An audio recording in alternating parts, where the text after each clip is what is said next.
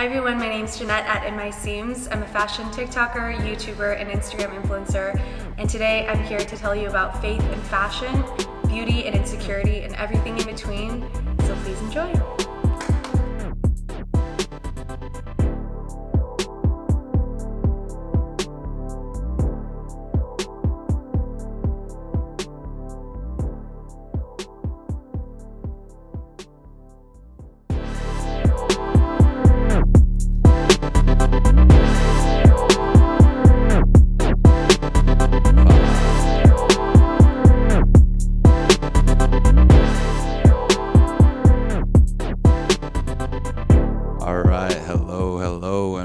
To the GODSEND Podcast. I'm your host, Raymond Chi, and on today's episode, I have the pleasure of bringing on someone that I haven't seen since they were a little homie per se, and now she is a beautifully grown woman. She is crushing it right now in the beauty and fashion industry. She is a social influencer, content creator, and entrepreneur. And that woman is Miss Janette JDSN. If I'm not mistaken, did I get that wrong? No. I just didn't expect you to say my. Oh, I did my research, girl. I did my research, girl. Yeah, like, how do you know my passport name? Sorry about that, to drop that on you. But no, wait, if you don't mind me asking, JDSN has a certain meaning technically to it, right? Yeah. It means Lord's wisdom or God's wisdom. Yeah. Sorry, my Korean. How did you know that? I think you mentioned it in one of your videos. To be honest, you must have done a deep dive into my videos. I don't even remember when I mentioned that video. Not to be stalkerish or anything like that. I believe your boyfriend. Trust me, it's not like that. I do that for all my guests, but just in respect to you. But sorry if you took it. How'd you know that? Oh, wow. No, not at all. I think that's so surprising. And actually, that's such a good job as a host to know your... I kind of regret saying that now, to be honest, almost, because like at first I was like, oh, okay, she'll respect that. I did my because honestly, I felt like one of your subscribers for the past week, to be honest. Like, I have a newfound respect for makeup and just women, the preparation, women and males, whoever, like just the preparation that goes into all of that. And the beat. Yeah, how dumbfounded, how dumb we are as men, or just like oblivious to that. So respect. Definitely got a whole 101 tutorial. But sorry. So Janet, how are you today? I'm doing really well. Thank you for having me. Thank you for the protection, as you guys can see in the video podcast. Just thank you for being protected. We're keeping our distance and whatnot with COVID getting worse right now, right? Rising. Unfortunately. Mm-hmm. And I'm sure you've adjusted accordingly to that, and we'll get into that. But first, if you don't mind, could you kind of take us back to the beginning, like where it just began, like how you grew up and whatnot, please? Yeah. Well, you know how I grew up. Similar to your last guest, Steven. Okay. Shout out. To my cousin family. Steven. I grew up in La Cañada. I grew up like right up Angeles Crest. And we lived in such a, I would say, well off. Like at the time, I feel like when I think back to that time, I'm like, wow, this place that we lived was insane. It was like just privileged, yeah. Privileged, yeah. Like very, very blessed. I'm lucky enough to say that because now looking back in my life, I'm like, not a lot of people get to live like that. But at the time, I thought everybody lived like that because of the church that we went to. And our bubble, yeah. Our bubble, the job or the work and field that all of our parents did. To me, I thought, oh, well, everybody, all Korean Americans must live like this, a 5-story or 5-bedroom, 5-bath house in La Cañada, whatever, and so. Absolutely, yeah. Yeah, that's kind of how I grew up. And then by my sophomore year of high school, things have really changed. My parents had a lot of financial issues and ended up having to pretty much downsize their business, fire or lay off a lot of their employees.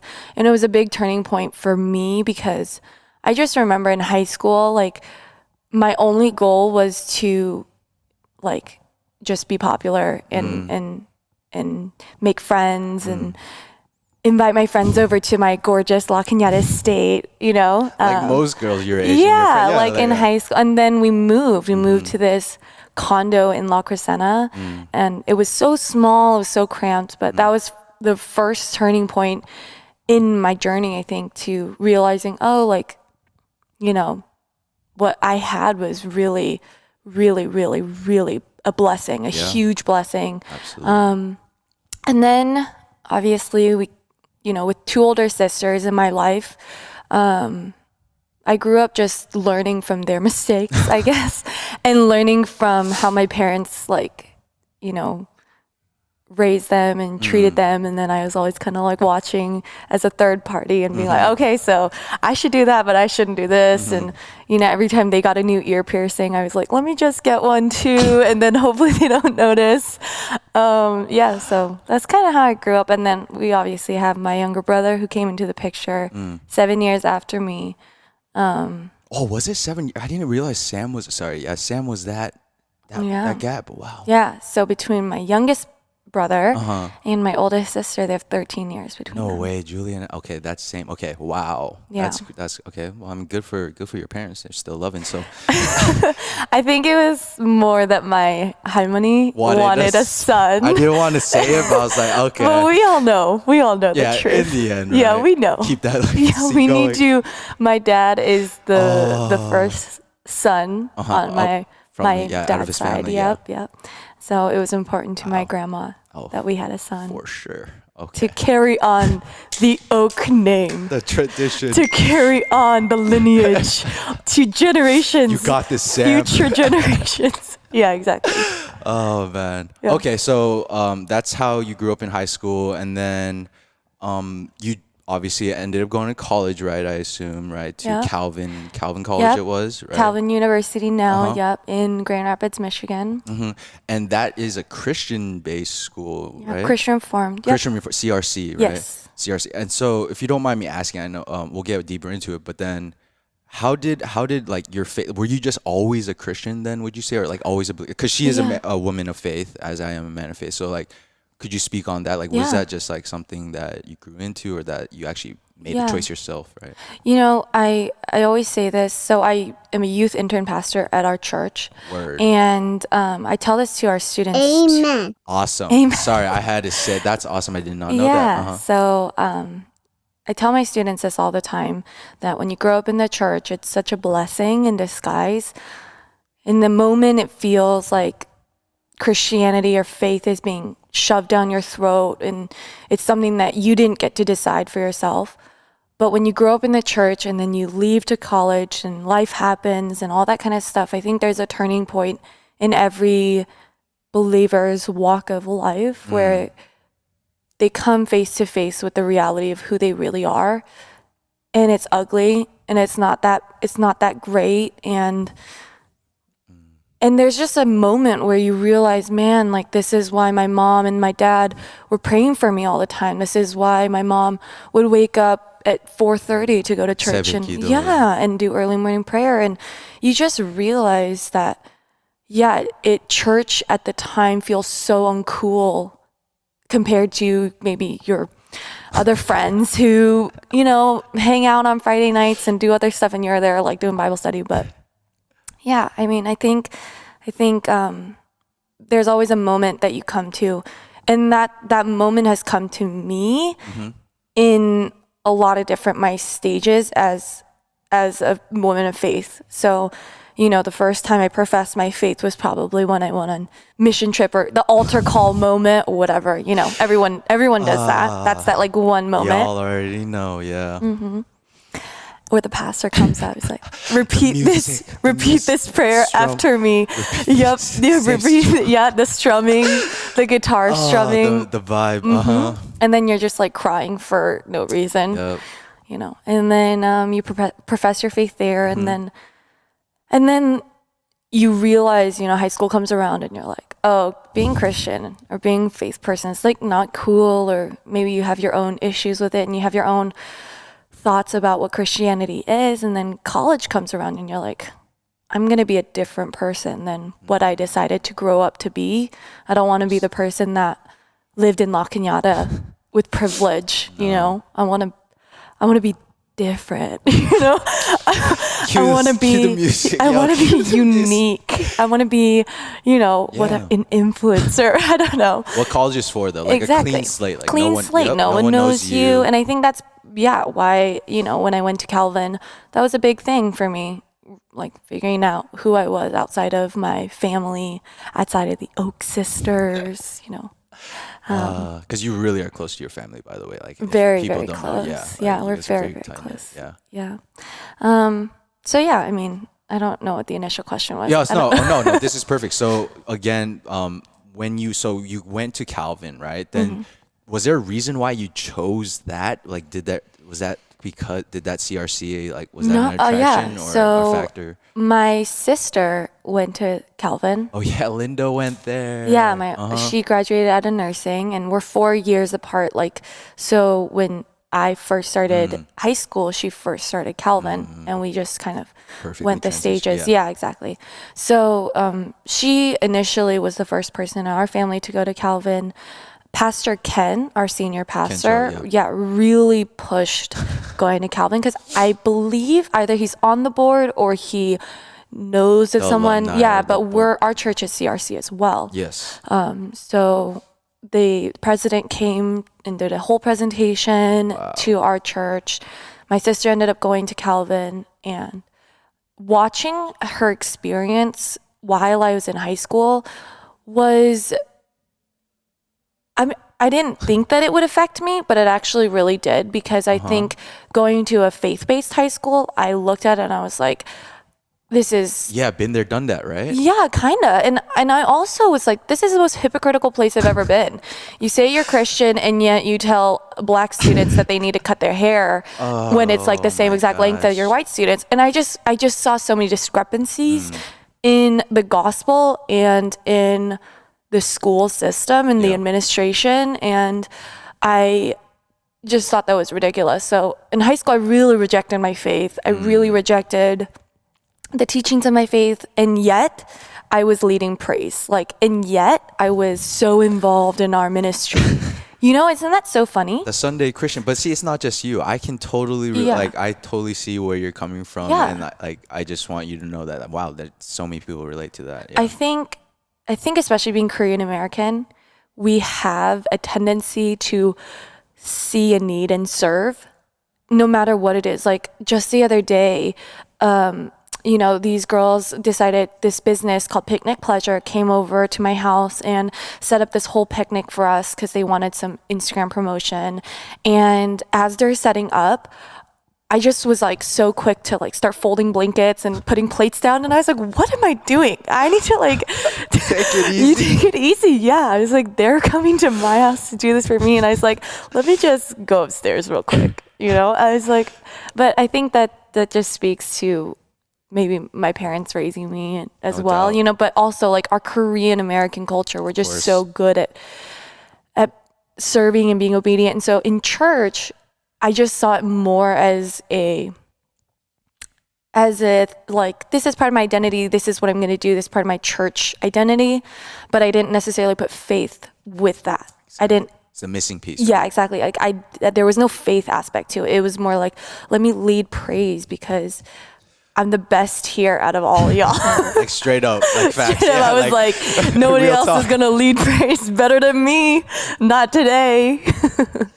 You do have a great singing voice though. Yeah, so I mean, it did work out in that aspect. You know what's funny? It's only good when I worship. Maybe like, there's some context there between you and God right there. Yeah, like it's not very good when I'm singing like secular music for some reason. Like I just can't hit the notes. And then when I'm leading worship, it's like it's fire. The Holy Spirit moving. No doubt. I'm sure. So so you get to college, right? Then what was that second step for you of faith and just your life in general, right? Because you said you left off with your sister, like really actually had an impact with your decision in the end, right? During those 4 years that you saw her.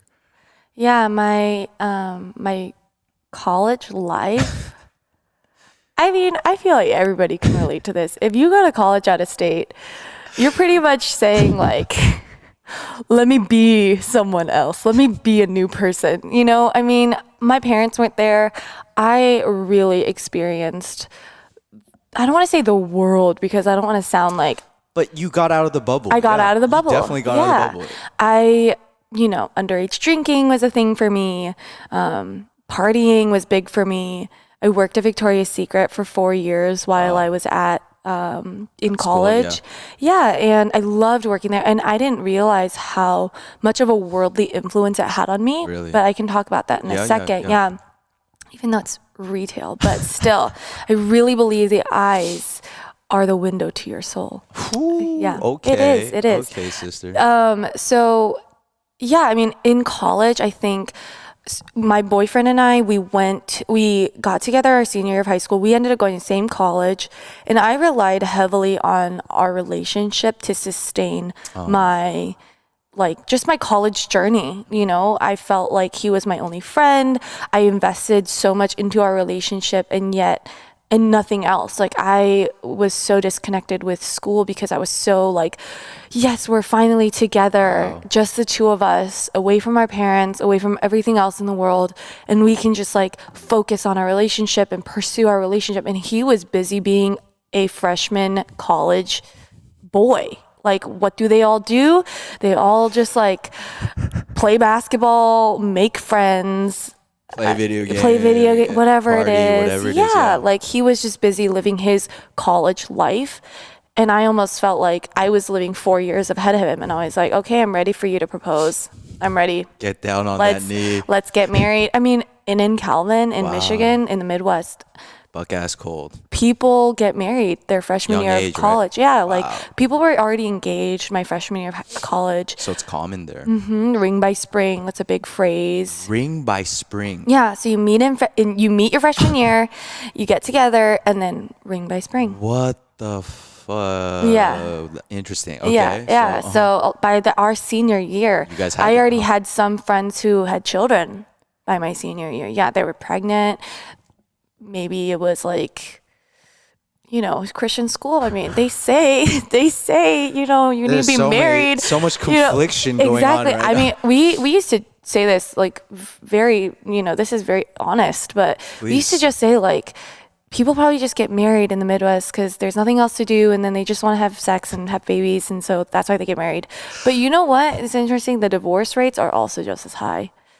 Wow. And that is nothing against my friends here in Michigan. So I mean, if you're like that's just listeners from the Midwest, you're probably like, oh, square up, girl. Don't worry about those haters. No, straight up. No, but yeah, I mean, yeah. Definitely. I mean, I think and that was a big culture shock for me. I came from LA where people were pushing 35 to get married, and they were like, girl, get that bread and leave, you know, like, up. you know, like work hard, do your thing. And like marriage, boyfriend's relationship, that comes secondary to you and like your goals. And then when I got to Michigan, it was like women were, they were like just so ready to get married. And I feel like I kind of got brainwashed into that. Going into, you know, back to like my relationship with my boyfriend, it really put such a burden and pressure unnecessarily on our relationship. We ended up breaking up after my freshman year. We got back together at the end of the summer. We stayed together my sophomore year. He tried to break up again, and then I threatened him, and I was like, it's like, if you leave, we're done. You do not ever get to contact me once you leave this car. Like straight blacklisted. Yeah. I was like, we are never speaking again. You never get to see my face. We're not talking ever again, whatever. And then he was like, okay, I'm going to do that. He just tried to like, yeah, whatever. And then like 5 minutes later, I get a phone call, and he's like, I'm sorry, that was the biggest mistake of my life. And I was like, as you should. Good call, homeboy. Good call. That's all I could say. As you should, you know? Absolutely. And then by my junior year, it was rocky road. I mean, you can ask any of my sisters. I was calling them up every week, and I was like, we fought again. And then we just constantly could not stop fighting. I was like, about what? I don't even remember it's about always what. about stupid shit. Yeah, it was like one time we picked up Domino's, and I didn't want to get Pepsi or something from the liquor store. I was like, let's just go to the gas station. He was like, it's a liquor store, but my privilege, okay, my La Cañada privilege was yes. scared of liquor stores. No I was doubt. afraid of liquor stores. And I was like, doubt. let's just go to a gas station because that's any But different. his ass was stubborn He, too. I mean, he grew up very differently from me. So he like lived in Arkansas for a little bit. He like lived very differently from me. Yeah, he lived. I didn't know about Arkansas. There was though. no privilege in his life until like later in high school, end of high school. Yeah. So he grew up completely, yeah. totally different from me. And we butt heads a lot because of that reason. And then we broke up after our junior year because, and at that point, it was more me being fed up with the kind of relationship that I had. I was like, why am I putting in so much commitment and time and effort into a relationship that results in us just constantly fighting? Yeah. You know? Like you're not getting any benefit out of it. Yeah. And I realized also that I didn't know how to pursue my faith minus Justin, like without him. I didn't know what it meant to be a woman of God without having him almost not be God for me, but almost take the space of like me speaking my burdens to the Lord. Instead of doing that, I did that to Justin. So whenever I had a burden or I had something on my heart, I would talk to him about it and I wouldn't talk to the Lord about it. And it was really stumbling, actually. It became an idol that I worshipped. And I know that sounds intense for some of our listeners here who are No. like, idol worship? What's that? You know, but if you're a believer, you know that worship is so real, and what we see and what we do that we don't realize that we're doing is also considered that worship that we idolize. And so my relationship was one of them. And I explained to him that I didn't know how to be a woman of faith without him.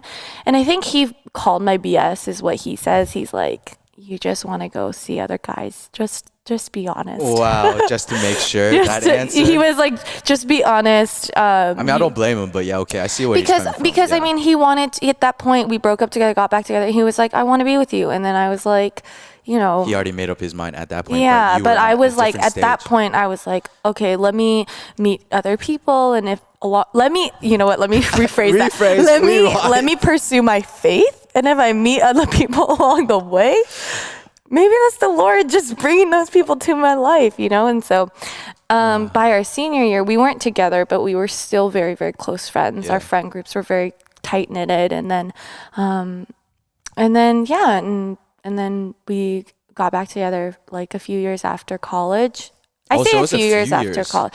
I mean, it feels like a few years. I think it was like a year and a half, but we were always connected. Like we were never like, there was never any animosity. Maybe he would say the story differently, but for me, I felt like we always loved each other. Always. Even when we matter what, broke up, regardless, yeah. we still loved each other. And then, there was a moment where we took off like a lot of time after college and I met other people. I got ghosted and I was like, wow. Oof. Yeah. And then I realized, I Miss was like, Oak got man, ghosted. I know. Oof. But that was a reality check for you. Huh? That was a huge reality check for me. I feel like I didn't realize the kind of person that God had placed in my life at that point. And I just took advantage of it, I But guess. I mean, it was like you said. I think it's important to point out. It was a matter of, tell me if I'm wrong. It was a matter of making sure to put God before Justin, like before your relationship. So like, take out relationship and put out whatever applies Right. to you, and that's the exact thing. Whether that's family, because Yeah. in the end, for us believers, we really have to be able to put God before Everything. everything. Yeah. Literally. And you know, I think most Korean Americans, at least, I see them and I experience this all the time, that when they get together with someone or they go to church and they find someone in church or they want to be with someone alongside them that's like in the faith, I guess. Yeah. Sometimes I'm like, that could be very stumbling and just be weary because you guys might, in your mind, it's like, we are women and men of faith pursuing a relationship as God is our foundation. And it sounds good, but the way that we are as humans, our flesh and our sin gets the best of us every time.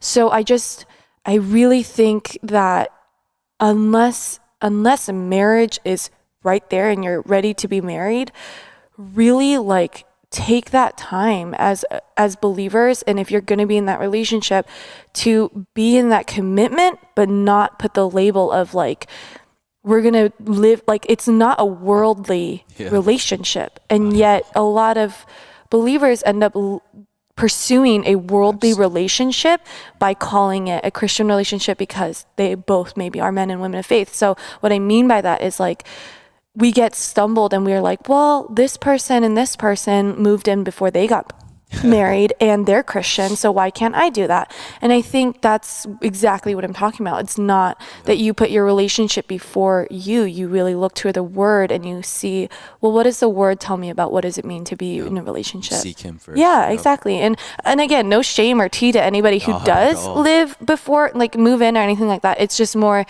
I realized that I idolized my relationship and that's the kind of stuff that I wanted. I wanted to, but that was the living in the gray, not the black and white. That was the gray. And I didn't even realize I was living in it.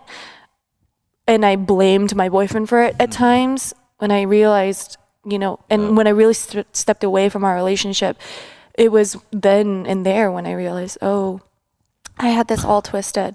Like this was all wrong. Yeah. So if anything, that break was more of a time for you to realize God's presence and what he was doing in your life. Yeah, absolutely. Was there like a certain moment or was it just that whole process in general? There was a certain moment, but I don't know if I feel comfortable to share. Oh, really? Was it? No, I mean, it was just a lot of, it was just a lot of sin that I was living in. I thought that I was a Christian. It was like I was getting hungover and I led praise like that morning. I was throwing up till like 7 a.m. And then I would lead praise at 9. And I would party and I would like just like I did not care about my temple. I didn't care about anything that I was doing. I really, yourself, to myself. I wanted to live in the moment. I wanted to just enjoy the moment. And I think that what I was bringing up about Victoria's Secret is I love Victoria's Secret's products. It's great, whatever. They're going bankrupt. Who cares? I was just going to say. They're going bankrupt. Who cares? And whatever. But I didn't realize how much of an influence that working there had in my life. A lot of the girls that I worked with would always kind of like tell me, like because you work in a lingerie store, 1 + 1 = 2. And we ended up just talking a lot about their sex lives, a lot about, I'm buying this piece to like go meet my boyfriend in, whatever. And at that time, that really like, it stumbled me a lot because I was like, I didn't realize that looking at images of women half naked, putting that marketing up and putting up those pictures in our store, like, unless you are, and I don't want to sound like, okay, you can't work there. Yeah, super conservative. Yeah, like you can work there. It's fine. Absolutely. Who cares? You know, it's whatever. But I really think, in my life, looking back at it now, it influenced me in ways that really stumbled me. I really was like, I felt like after I started working there, I wanted to show off myself in that way a lot more. And I didn't realize that I did that. I felt like I worshipped my body in some sense. I felt like, I worshipped, I don't want to say sex, but sexiness. Yeah, that image of, and maybe I felt like I wanted to be pursued in the same way that a Victoria's Secret model was pursued. So you got caught up, yo. I mean, I think in my mind I really did. And then when I came home, it all shut down. Oh. I came on break and I was like, no, we're Janet, Christian, back at home, La Cañada, THMC. Yeah. And then I was like, I shut that out. But then the minute I get back, it was like, and I was like back at work, I would remember selling stuff to girls that I was just like, there was just no sense of my faith, like, was out the door. It was like all marketing, just yeah, it was all marketing. Yeah. It was like, oh, like, so what are you going to do tonight? And this and that. And like, let me find you, get this and this. And my faith really wasn't there. It wasn't present at all. At all. I was like, that's so fun. You're going to do this? Okay, well then you have to get this. And I was encouraging women to just, and again, there's nothing wrong with that. It's just now looking back in my life, I didn't realize that had such an impact on me. But now in what I do today, I've learned from seeing thousands of women's bodies in a fitting room. I've seen it all. Literally, there's some women who who are so excited to get into the fitting room, they like get butt naked, and I'm like, I like turn around and I look back and I'm like, I didn't really ask you to do that, but okay. Whoa, I but did they're not like, know that. But okay. they're like, hey, I just bought my new body, and I'm like, okay, well, good for you. Jeez, yeah, okay. And they come into the store and they're like, I need new product, whatever.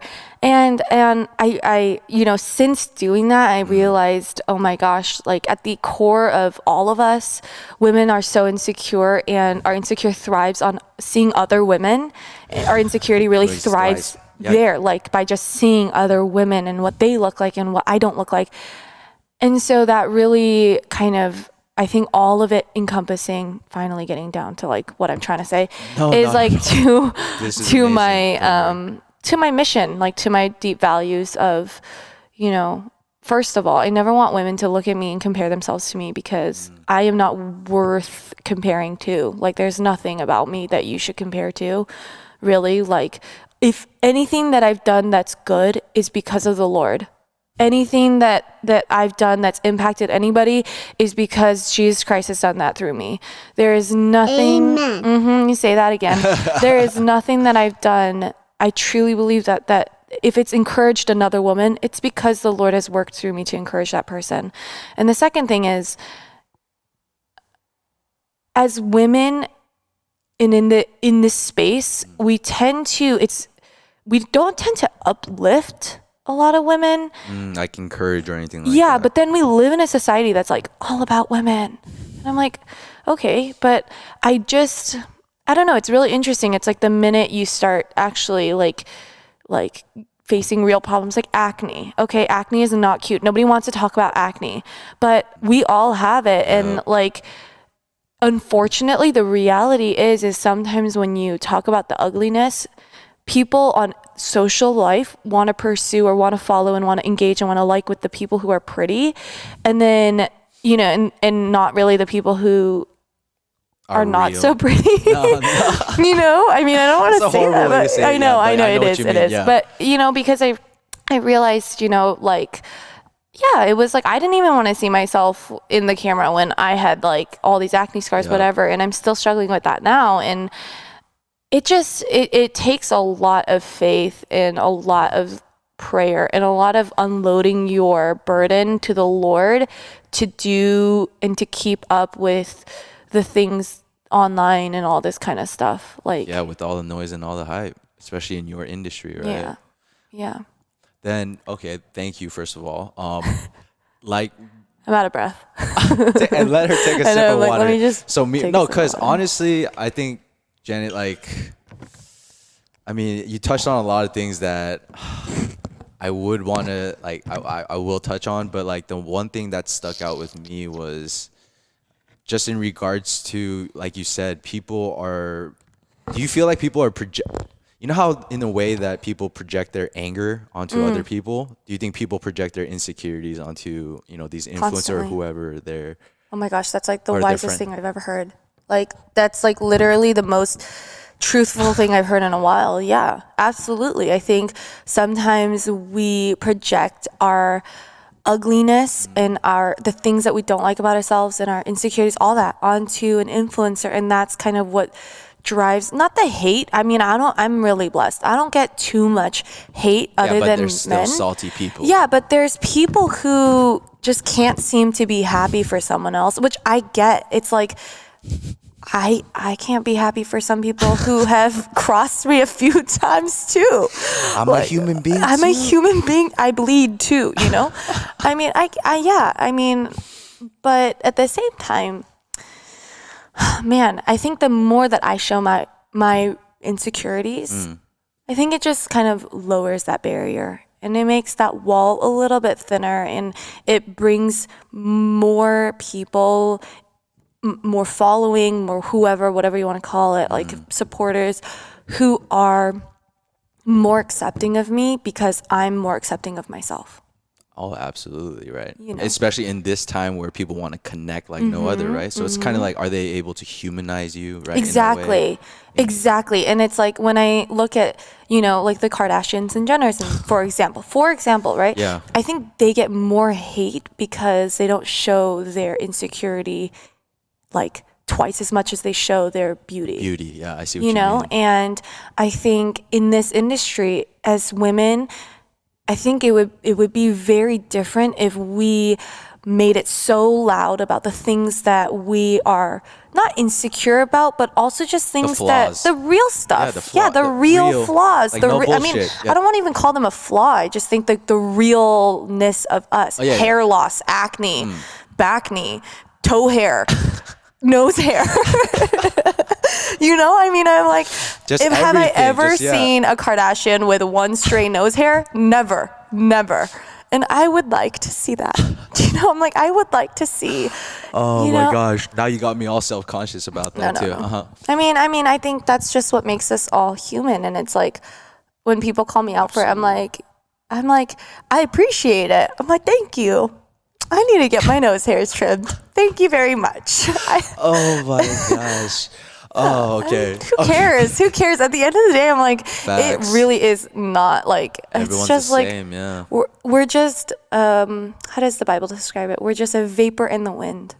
And if I try to make that vapor into some storm or something that's going to stay for a long time, it's just like, it's not sustainable. Yeah. It's like, what am I doing? Like, this life is not about me being me and my perfect hairless body and my perfect hairline and my perfect brows and my everything. nails, my brows, my eyelashes. You know, it's not about that. Like, it really isn't. And it's not sustainable. Like, the life like that, all that image and all that kind of stuff is like, I just think that at the end of the day, people need to know, like, that all comes off.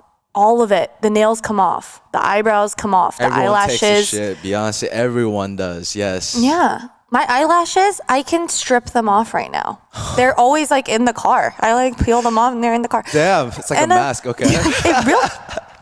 I'm telling you, to look this good takes a long time. I learned the hard. Yeah, I definitely learned. Yeah, even though it didn't apply to me at all, but it's paying off. So then if you don't mind me asking, then how did that play a role? Like, because your point of view is very, I feel like it's what we need in that space, especially, right? With everyone worried about trends and whatnot. So how did that play a role with you eventually going into YouTube and, you know, social media, and putting yourself out there essentially? Well, I've been doing social media for a long time. So since 2012. Wow. That was my sophomore year of college. So I've been doing a really long time, and I think that's important to note because it's not like this has just happened overnight. People think, People think it's been, what is that, 8 years? You've been, jeez. That's 8 years. You put in the work. And I am just now reaping the reward, if you want to call it. I am just now starting to experience what we see with other influencers. Or envision. Yeah, exactly. And then I have friends or family or whoever telling me like, I want to start this, I want to do this. And I'm like, this is me 8 years later. Let me remind you, back when you were making fun of me for doing this. Let me just remind you. This was me 8 years ago when you saw me putting a camera to my face and you were like, what are you doing? You know, this, and now you want to do, okay, you know what, okay, no judging, but okay, whatever, you know, we're just going to move on. Oh man. You know? And I think it's like, I appreciate you saying that we need more people like me. I appreciate that. But at the same time, I almost just think we need just more people who aren't doing it because they suddenly see someone in their family or friend group who gets famous or who is successful. I'm like, I don't think that that's the reason people should pursue a life online or pursue social media. If you have a purpose is the reason that you should do it. Absolutely. If you have a business, if you have, you know, a vision or a mission that you're trying to pursue, then I think you should do it. But I mean, again, does that mean you should not try it? No, you should still put yourself out there. You should still try it and all that kind of stuff. But what I realized is what sustained me for that long, for 8 years, wasn't like, I literally got like 2 views on a YouTube video for like the first 6 years. I made like 30 cents for like the first few years. Jeez. Like, I mean, people expect to become like a superstar and you're like, why should anyone listen to you? Exactly. Why should anyone Facts. care and take their time, their precious time out of their day? If people had to pay for your time, what are they paying for? Exactly. What value do you bring? Exactly. And it's like, I know what I'm bringing to the table. I know what's valuable in my content. I know what I can bring to the table. But do you, when you're starting up a new thing, do you know what you're trying to put out there? Or do you just want to put yourself out there to put yourself out there? And I think that's really what everyone's experiencing, especially during quarantine. I've noticed so many people who've started like their own thing, which, hey, okay, straight up just called him out. Yeah, straight up. Like, no, straight up. No, facts though. Did you just do Awkward Turtle? Yeah. Oh you my don't gosh, remember I Awkward haven't Turtle? seen Awkward Turtle. Come on, y'all. In so long. Sorry, I mean this is that's just our time palm back to in the palm day. with the finger, the thumbs. Wow. My bad, No, but yeah. no. I love it. I haven't seen that. Hey, I mean, whatever. But No, anyways, but yeah. facts. No, so definitely, like girl. the yeah. I mean, I think this is such a great time for people to find their hobbies and their voice online and all that kind of stuff. It's beautiful. It's great to see. I think everyone has value and something to bring to the table, but I think a lot of times we get stuck with seeing our value in us and not like the Lord's value in us. So what I bring to the table is not my, like, what could I bring? Like, I'm not, like, there's nothing really, like, I say this over and over again, but like, what could I truly bring other than like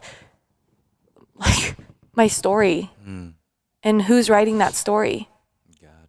Yeah. And it's like, if that's not a testament or if that's not the value, then I don't know what is. Jeez. Then when you make content, right, is there like a secret sauce that you have, or is there The nose hairs. Just kidding. I'm just joking. Anyway, oh man, that's gonna stick with me. Yeah, so is there like a certain like influence there, right, when you're making content, right? Yeah. Are you constantly because obviously you're accounting for your audience, right? Yeah. You're respecting that aspect, but Right. in the end you want to be genuine to yourself. I know that. So can you speak on? I think the secret sauce is my Lord and Savior Jesus Christ. Plain And if simple, you don't huh? press that amen button right absolutely. And one more, absolutely. I'm No, just kidding. facts. No, facts. Yeah. I mean, I think people always message me like, "Hey, you're something's different about you. Something like there's something about you." And I think if I haven't heard a sermon like or 5 sermons in my life, that's always like, when you're out there in the world, people should always look at you and be like, there's something about you. Hey, there's a light that's in you. There's something in you. And I've heard that so many times. I'm like, that's because I don't allow my faith to be under, like a light, my light to be under some shade or covered or something. I'm like, I think the more and more that I have shown off my faith, the more I've grown. Oof. And if that's not I'm going to be really 100 with you. Last summer, when I first started doing TikTok and my TikTok really started to kind of take off, I was still at Fuller. So I don't know if you knew that. You were in seminary? I'm still in seminary, kind of, but okay. I'm not pursuing seminary for a full-time master's right now. degree. I'm in seminary to just enrich my education. faith. Oh, wow. Yeah, Respect. and take classes that I really enjoy. So the first class I took was leading in youth ministry context, which I loved because, again, I do It youth applies, intern pastors. It directly applies to what you're doing. Yeah. And so during that time, I was really praying to the Lord, and I was like, Lord, I don't want to be a pastor. I don't want to be like, I was like, I don't want to 전도사님. I don't want to do none of that. But I was like, you know me, God. Like, I love doing this online stuff. I'm good at it. Like, serving, I love doing that. And I'm like, but Lord, like, let me get 1 million followers. This is legit. This is what I prayed. Let me get 1 million followers. And I promise you, test me. I said, test me, God. I want to see if I can still talk about my faith at 1 million followers. Ooh. And I have never told anybody this, honestly. And like, this has just been something that I've kept inside of me. But I prayed over that for strongly for a week. And I was like, Lord, get me to 1 million followers, and I want to see, am I true to what I believe in? Can I back Will it up? I do that? And I prayed and I said, I want to see if I'll be able to do that. Do I think I've done like the best job ever? Maybe not. I mean, I think everyone, No one's perfect. everybody makes mistakes. Everybody has those days. Okay. Facts. But still, I'm so encouraged by that because I'm like, man, I can't believe my faith was that big. Like, and I'm like, I'm encouraged by my past self. I'm like, wow. Pat yourself on my the... past self. I'm like, wow, like. Good shit, Janet. Yeah. I mean, I think sometimes we as people, we really are kind of up and down like that. And we see ourselves in that one moment and we're encouraged by how we were at one point. And I think that's so encouraging. And we're like, man, like I want to get back to that. I want to get back there. And so I really believe that at the end of the day, like if there's like one takeaway, and this is like the pastor side coming up, if there's one thing that you're going to take away from this video, from this sermon today, if you're going to take away one thing, if there's one thing, it really is like find ways to let the Lord shine in your work, in your life, in your home, in your relationships and everything.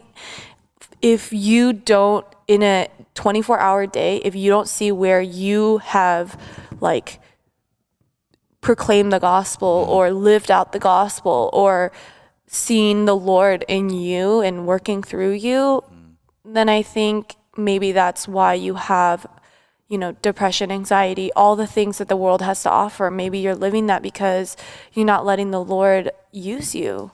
Amen. Thank you, Pastor Oak. That button's gonna wear out. Okay, Thank you, Pastor Oak. But like, oh my gosh. I mean, that's really why I said yes to doing this podcast. Like, aside from just knowing you, I mean, I really said yes to this because I'm gonna be honest. Like, I think my manager too. She was like, "This isn't something that's paying you. Not at all. Exactly. It's like you can decide whether or not you want to do it." And I said, if it's any opportunity to talk about my faith and the Lord working through me, whether that's 2 people hearing it or 2 million people hearing it, I'm like, I don't see why I wouldn't. And I'm like, well, I mean, you're welcome. No, seriously, no, plain and simple. But I mean, that's what I told my mom, and she's like, are you sure? You haven't seen him in a long time. Do you want to do it? Whatever. And I was like, I'm not like any time that I could talk about my faith. Like, why wouldn't I want to do it? If like, why wouldn't you? Right? Why not? It really is the question, right? Yeah. Then, so now, right? We kind of fast forward through it, but right now, then, what is the current struggle or something that Janet is like, that maybe someone can relate to, right? Currently with your life right now. Yeah. Nose hair and acne. I'm just kidding. No, but real talk, that is one of the things that one of you the are struggles. transparent with. I'm super transparent about that. Yeah. I mean, I think a lot of women are really struggling with their physical, like, just look in general. That's one thing I'm struggling with.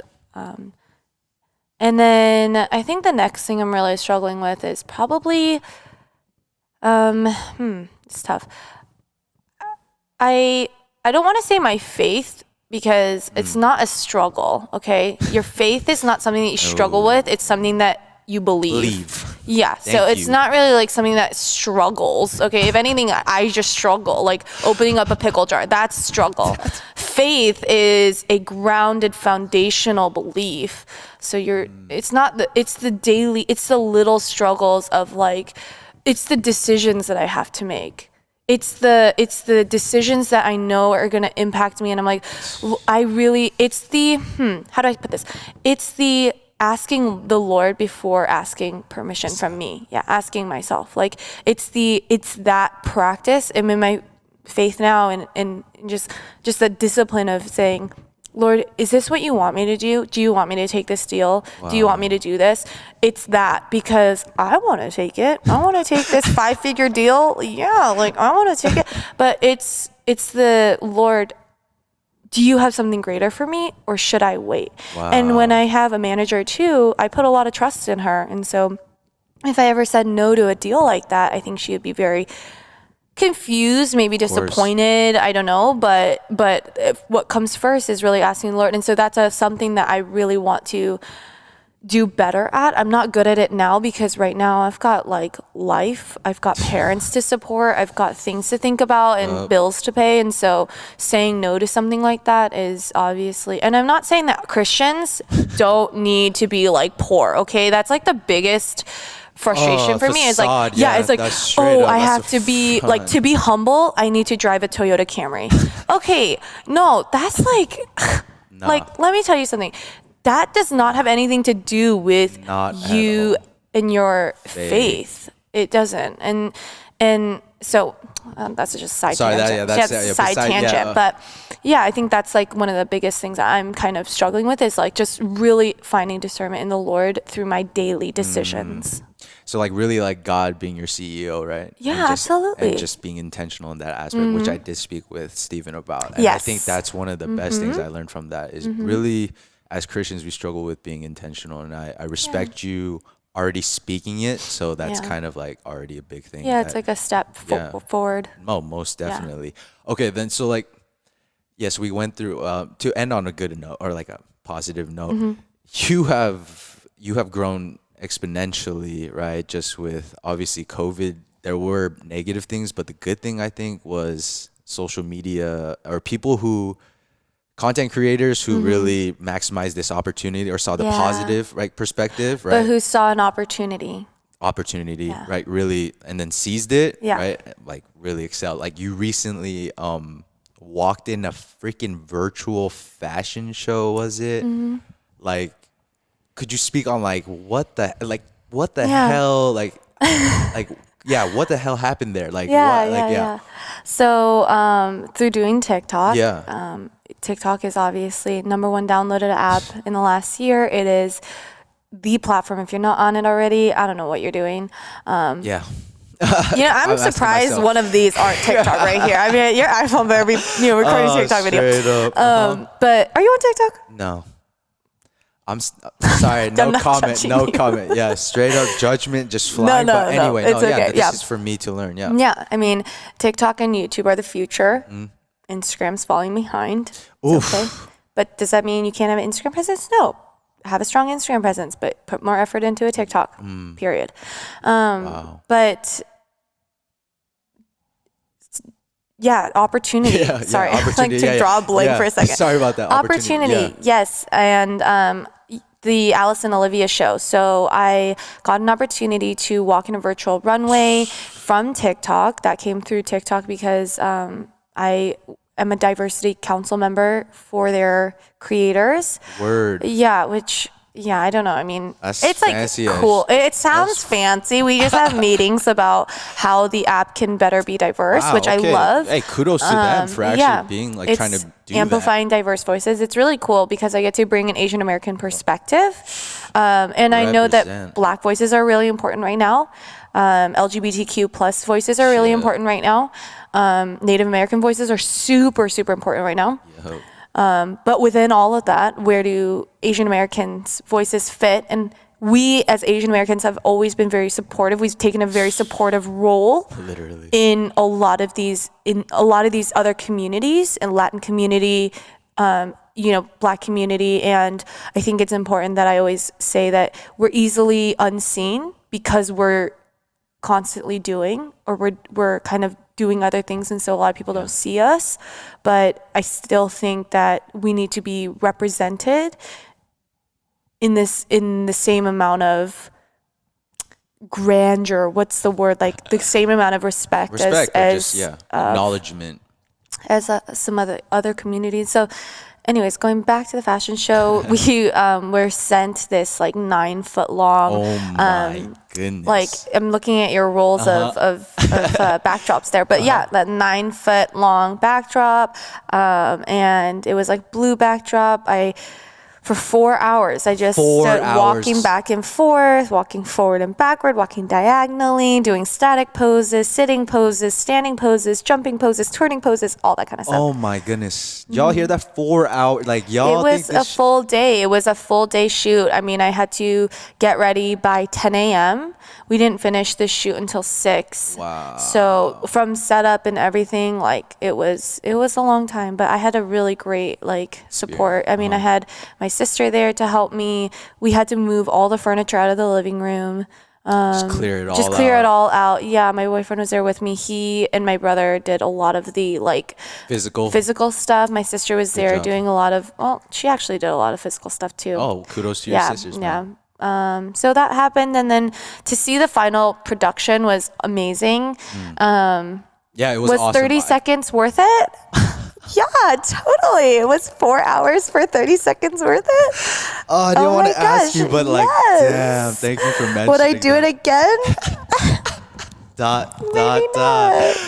TBA right there. Yeah. Oh man. So yeah, that was amazing. That was a big accomplishment for me. But it's nice to be recognized in the higher fashion space. Yeah. No doubt. Then as of now, then like, what are the plans going forward then for? Because INMYSEAMS is obviously your that's your brand, and I'd even get to actually. First of all, where did that like derive come from? If you don't mind me asking. It was a name that I came up with.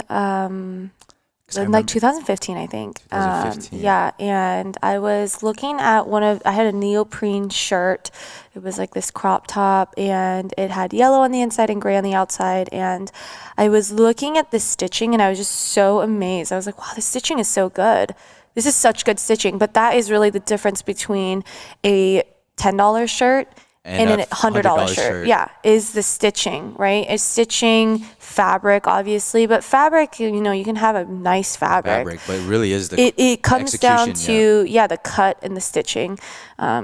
When things are stitched together, I think it's, if you've ever seen the process, and I come from a manufacturing background of clothes, so I know how this works. These are all these little pieces of fabric and cut pieces of like random stuff, like random shapes. And then when you stitch them together, you get a pair of jeans, and you stitch them together, and you get a t-shirt, blouse, whatever.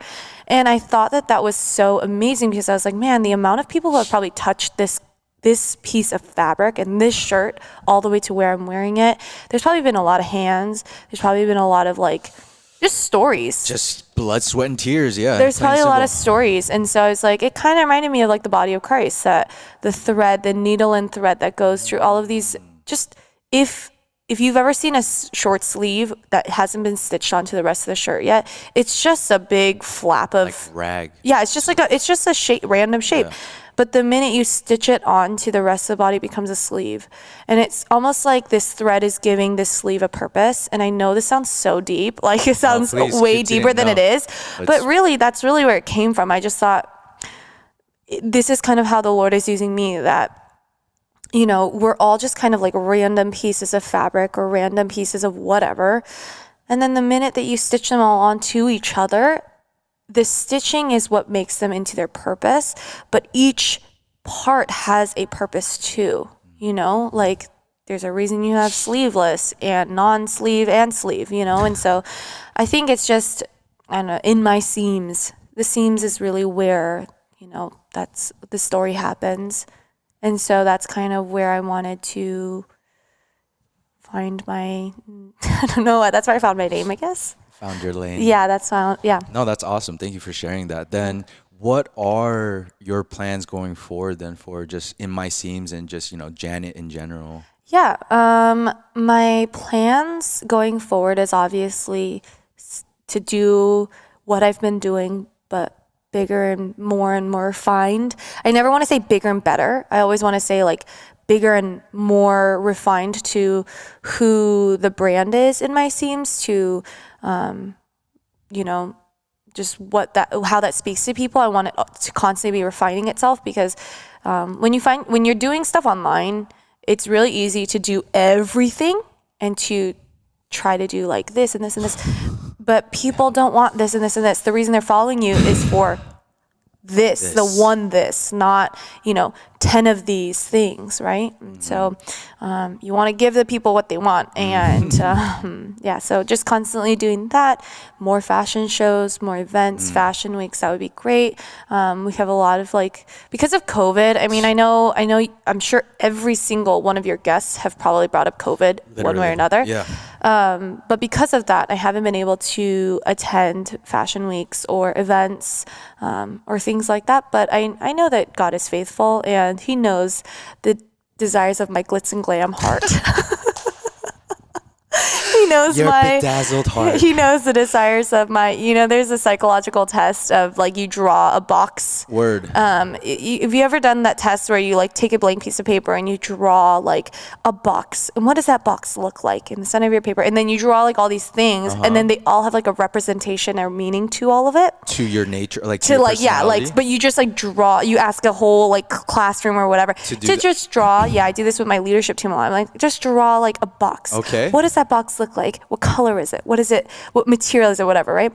All like these other people, when I first did this, my family, we did this as a family. My sister like drew like this very like glass box, like something like very like architectural, with beautiful angles and lines. She's an architect, and she's an artist, interior designer, And so she has like beautiful lines, angles, everything. Yeah. Mine was straight up was like the Tiffany's box. That baby blue wrapped in a nice little bow, Tiffany & Co. That that like mint and white. It was like really very glamorized. Like, It says a lot, and I think it would be really interesting.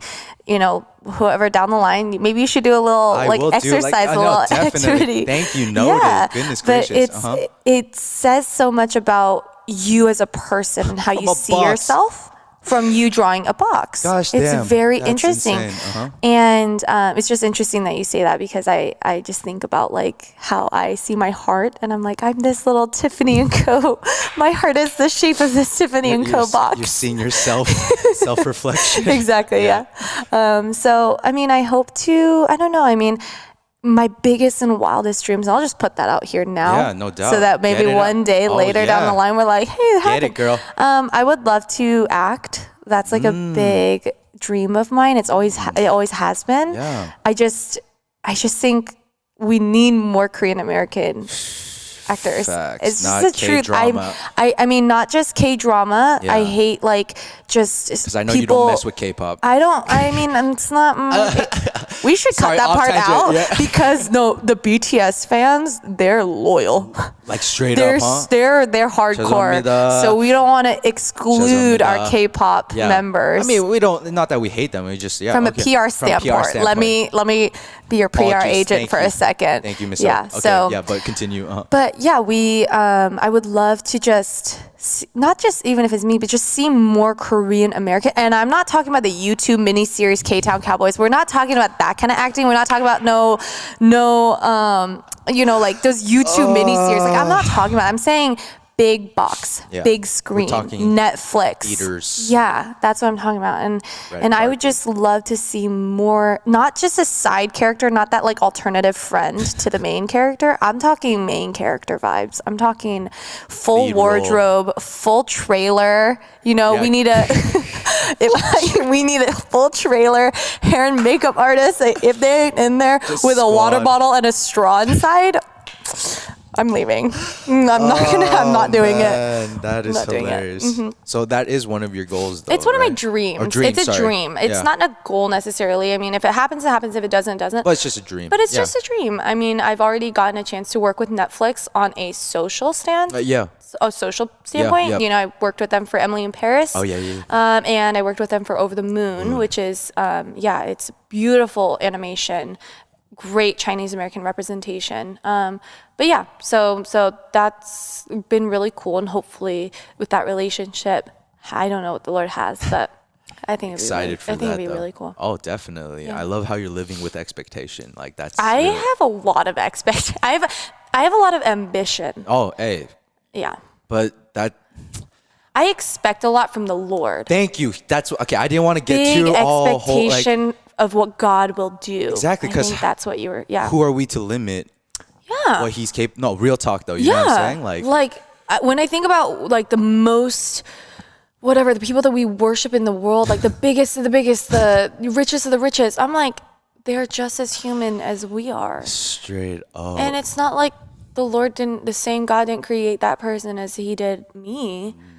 So what am I not thinking that I'm not capable of? No, straight up. Yeah. And then like you're a true testament to this because Janet, real talk, like I'm not just kissing your ass, but like back in the day, you straight up said like it was a grind. Like people didn't know. People were. It still is. It's more now than it was. Really.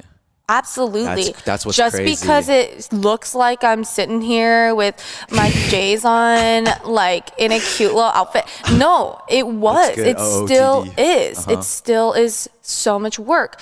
It's more work to be your own boss now than it was then. If anything, I wasn't sure how it was gonna go then, so I was just like doing it and doing it and doing it. Yeah, but now it's like I've got deals on the line. I've got due dates. I've got deadlines. I've got people like who need this by this time, and you know, like it's just a lot. It's just heightened.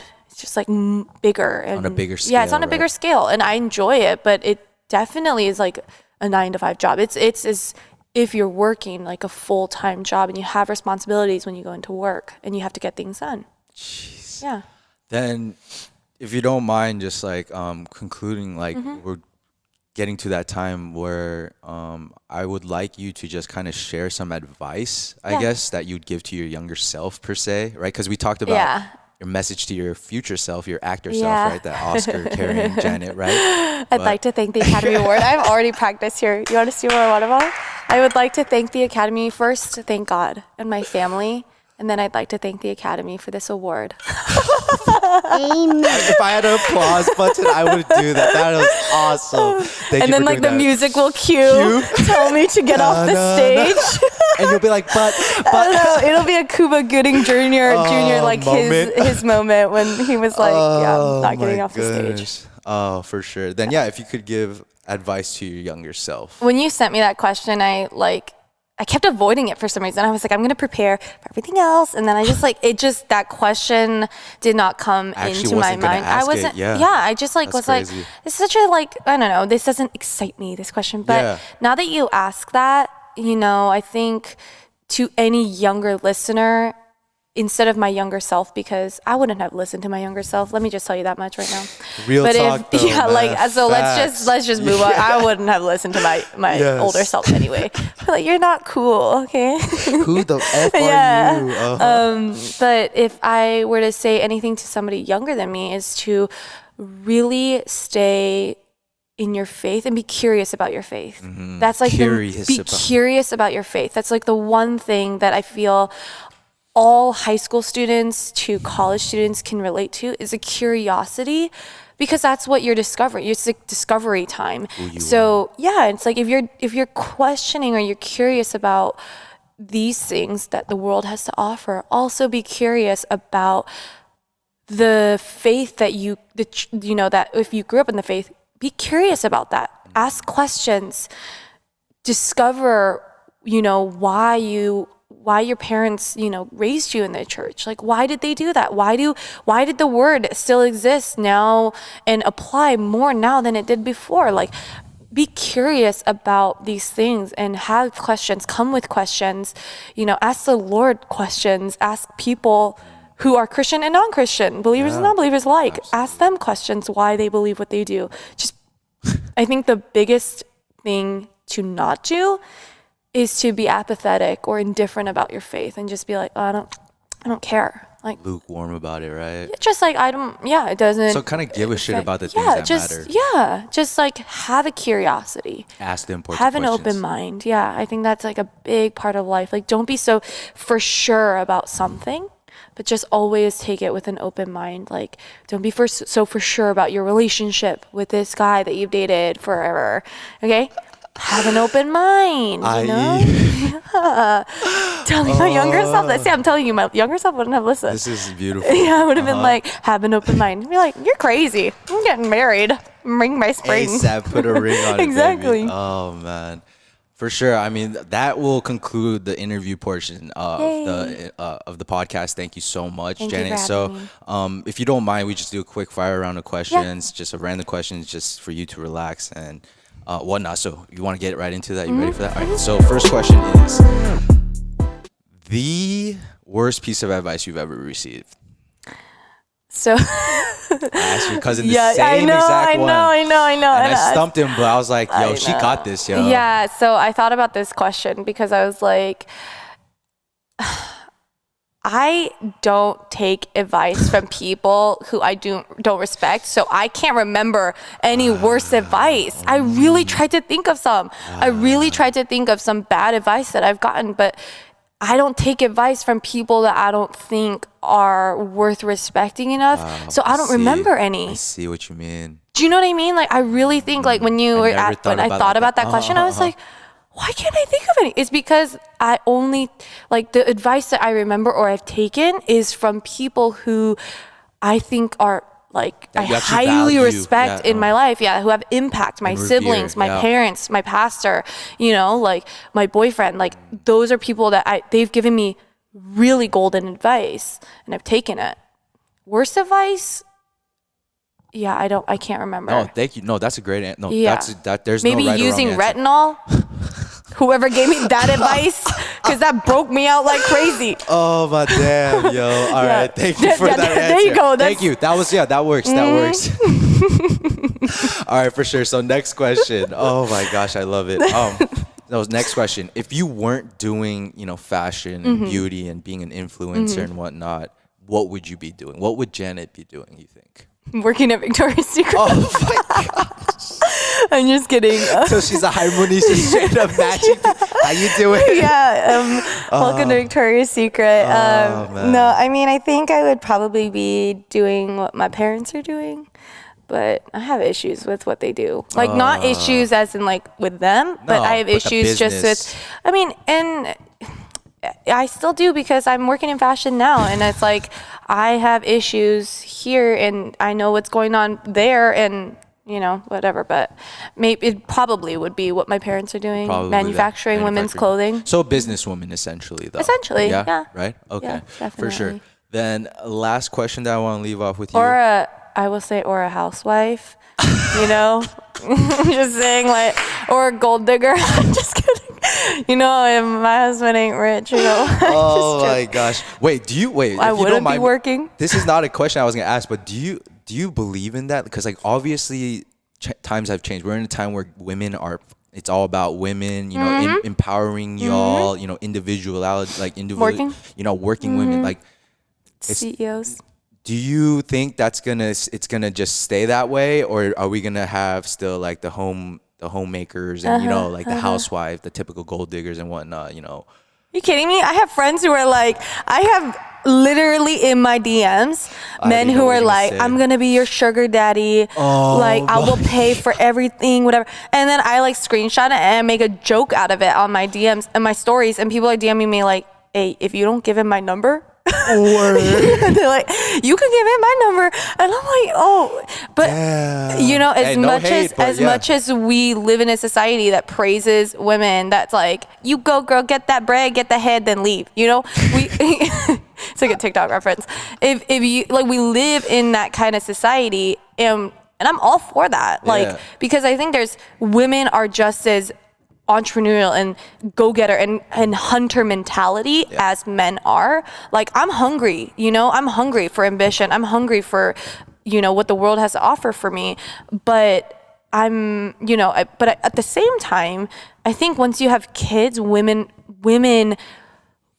release everything that they've had, or they release all of their desires for their children, and I think personal, right? Like, they literally, like, give up their bodies for their children. So that's why I'm like, I get why people are like, when you're not having children, when you have those responsibilities, girl, get that bread, get the head, then leave. I get that, but then I'm like, when you have children and you're a wife, changes everything. Yeah, the Bible calls you to a different life, and so that doesn't mean you can't work. I mean, I know that I'll probably be a working mom too, but I think it's just giving up a sense of, like, my acting dream.